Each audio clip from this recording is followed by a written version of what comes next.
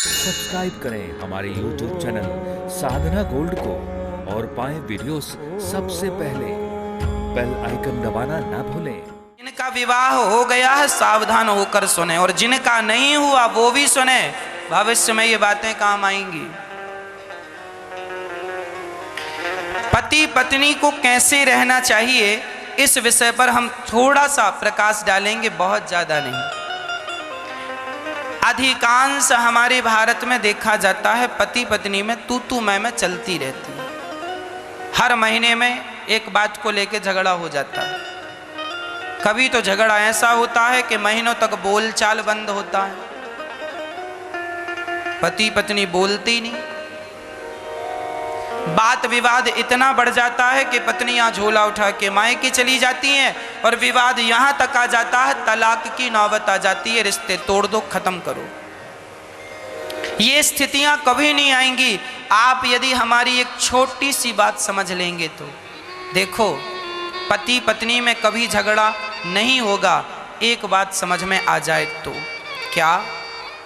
एक बात बताओ, झगड़ा करने के लिए कम से कम कितने लोग होना जरूरी है? झगड़ा कितने लोगों में होता है? झगड़ा करने के लिए कम से कम कितने लोग चाहिए? कम से कम 2 लोग चाहिए, पति और पत्नी, या सास और बहू, या जिठानी और देवरानी। मैं आज सास बहू और जिठानी देवरानी की बिल्कुल बात नहीं करूंगा, केवल पति पत्नी की बात करूंगा। झगड़ा करने के लिए 2 लोग चाहिए, एक पति और एक पत्नी।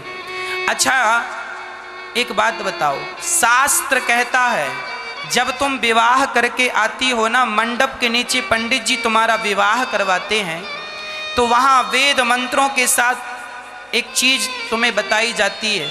अब बताई जाती है कि नहीं, पर ये कहा जाता है पति पत्नी तुम अब 2 नहीं हो, अब दोनों एक हो गए। इसलिए हमारे हिंदू धर्म में कहा जाता है पत्नी को अर्धांगिनी। क्या कहा जाता है? पत्नी को क्या? अर्धांगिनी। मतलब अब तुम पति पत्नी 2 नहीं हो, अब तुम दोनों मिलकर एक हो गए हो। याद रखना मेरी माँ, झगड़ा इसलिए होता है कि तुम 2 की 2 बने रहते हो। यदि तुम दोनों मिलके एक हो जाओ तो एक होने पर फिर झगड़ा किससे होगा?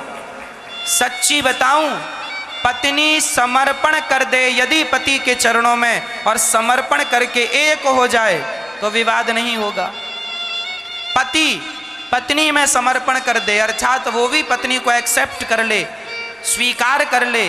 राम और सीता में कभी विवाद नहीं हुआ, झगड़ा नहीं हुआ। क्यों? क्योंकि वो 2 नहीं थे, एक थे। राधा और कृष्ण में कभी विवाद नहीं हुआ, क्योंकि वो 2 नहीं, एक थे। लक्ष्मी नारायण में कभी विवाद नहीं हुआ, क्योंकि वो 2 नहीं, एक थे। आप पति पत्नी में भी विवाद समाप्त हो जाएगा कब? जब आप 2 से 1 हो जाओगे। समर्पण कर दो। अभी आप 2 हैं ना, इसलिए अभी तक पत्नी समर्पण नहीं कर पाई अपने पति के चरणों में। अभी सच्ची बताएं, अभी पत्नियां पति की हो ही नहीं पाई, इसलिए विवाद है। पति कहता है कि दिन है तो पति को, पति कहे कि दिन है तो पति कहे, पत्नी कहे हाँ दिन है। पति कहे रात है, पत्नी कहे रात है। पति कहे यहाँ बैठ जाओ, वहाँ बैठ जाए। पति कहे आज दाल चावल बनाओ, दाल चावल बनाए। पति कहे आज सब्जी रोटी बनाओ, सब्जी रोटी बनाए। पति में समर्पण, पति की खुशी में अपनी खुशी में ला दे, पति की इच्छा में अपनी इच्छा में ला दे, तो झगड़ा होगा ही नहीं। झगड़ा तब होता है जब इच्छाएं 2 होती हैं। तुम्हारी इच्छा अलग है, हमारी अलग है। झगड़ा तब होता है जब विचार अलग होते हैं। पति पत्नी का झगड़ा केवल विचारों का झगड़ा है, विचार मैच नहीं कर रहे। पत्नी के विचार कुछ हैं, पति के विचार कुछ हैं, विचार मैच नहीं कर। इसलिए कहते हैं 2 में से 1 को सरेंडर कर देना चाहिए। अब वो 1-2 में से कौन समझदार है? या तो पति या तो पत्नी। यदि 2 में से 1 भी सरेंडर कर दे और अपने विचारों का पिंडदान कर दे और फिर पति के विचारों के साथ जीना सीख जाए या पत्नी के विचारों के साथ जीना सीख जाए, तो कभी झगड़ा नहीं होगा किसी का। एक जन अपना विचार डिलीट कर दे, या पति के विचारों में अपने विचार मिला दे, या फिर पति अपनी पत्नी में अपना विचार मिलाए, दो में से एक को समर्पण करना पड़ेगा। यदि तुम समर्पण नहीं करोगे तो आज के 100 साल पहले भी तुम पति पत्नियों का झगड़ा होता आया है, आज भी हो रहा, और आज के 100 साल बाद भी झगड़ा मिटेगा नहीं। क्यों? क्योंकि तुम दो हो, एक हो जाओ। तो भाव यही हुआ कहने का कि सदा के लिए पति पत्नी पे समर्पण कर दे और सदा के लिए पति पत्नी में एक हो जाओ।